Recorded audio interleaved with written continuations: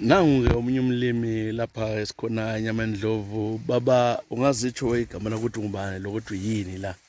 Hayi, mina ngiseNyamandlovu, Elton Gumede, chairperson we-NFC etsho yona ukuthi iNyamandlovu Farmers Consortium. Nabangikhetha abangu-chairman njengabalimi esabuya lapha sizolima sisemaplotini, amaploti ethu i-Harleston and Nyamandlovu plots wengiwakhangeleyo. Singabalimi abafika 104.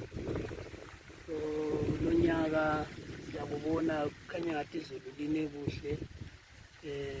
Laba abangalamgodi kukhanya bazaphumelela, sibili bazathola umumbu njengoba libona lapha silimile kodwa kuyatsha ukakhahleli.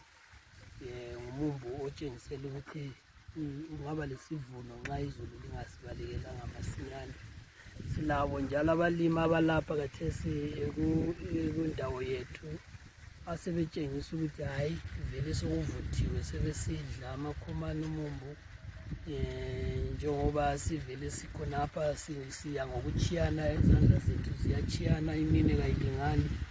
Abanye njalo baphila nge-horticulture. I-horticulture ikhanye balima throughout the season.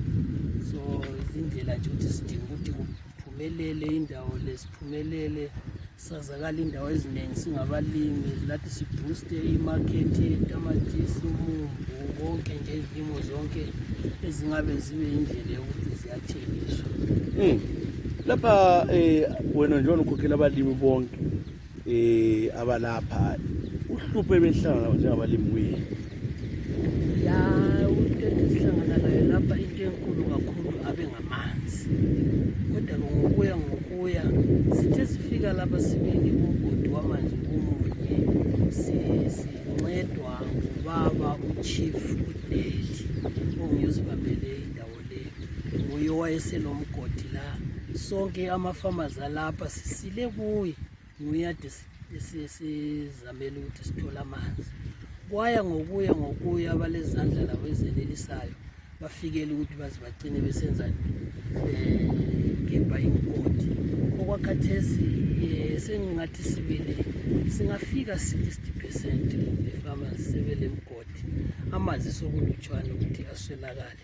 Njalo ilokhuza amadamu, kasiladamu lokuthi inkomo zethu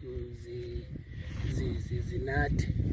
Yebo-ke singabantu vele sivunyelwe ukugcina inkomeni lutshwane, kodwa ziyadlala eceleni lapho ukuthi lathi sibe lenkomo. So uhlupho ade silalo sibili ilo lona lwamanzi enkomeni lebantwini, kodwa hayi khathesi sokukhanya ngathi kuba ngcono. Oyabe lo mgodi la uyenelisa ukuthi kwesinye isikhathi nxa edrila ibholo ancedise ukuthi omunye ongalakho anathe khona noma anathise inkomo zakhe. Mbona lokho sibona ngathi sokungathi khathesi kungcono, kodwa ngokuya ngokuthuthuka ngibona ngathi indawo le vele abantu abaningi sonke siyabe sesilemgodi. Mina lami lapha ngiqale nginjalo, kodwa khathesi sengagcina ngidrila ibholo, ngidrile ngo-2021. Ngo-2022 bese sizama lathi ukuthi silime i-horticulture lamatamatisi. La thola nini limhlaba lo? Silapha iningi lethu sifike ngo-2010, 2011. Abanye labo bafika kuma-12, 13, 14 siloke siya sezenjalo. Yinhlelo ze-Ministry of Lands lezi? Lezi zinhlelo ze-Ministry of Lands yizo ezasenzela ukuthi sithole umhlabathi.